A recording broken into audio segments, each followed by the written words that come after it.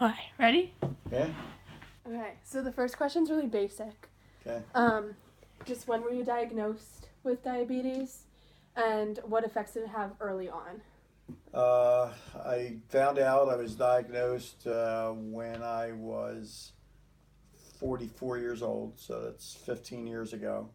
And the early signs or complications of it was blurry vision, always tired, always thirsty, um, going to the bathroom a lot, sleep all the time, and they were just telltale signs of, the disease. And I knew about it through family members having it, but I found out back 15 years ago.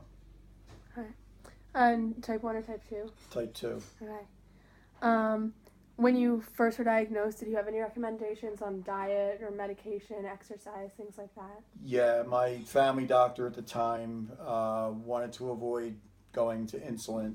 Back then it was, the old way with you had the bottle and you had to put the syringe in and all, and he wanted to avoid doing insulin right off the bat. So we did meds and diet, and I had to do exercise. I had to work out 3 to 5 times a week, and had to start watching everything I ate. I actually went to a special class at St. Mary's on diet and what to look for when you go to the supermarket, reading packages and looking at not just sugar, looking at carbs, carbohydrates, and looking at the fats and transit fats and saturated fats, but more so the carbs and sugar. So I had to be more aware of that when I started going food shopping, and and when I ate and everything. And then I had to work out more, and then I knew eventually it was going to get to a point where I was going to have to go to insulin sometime or another. It just was evident that it was going to happen, and then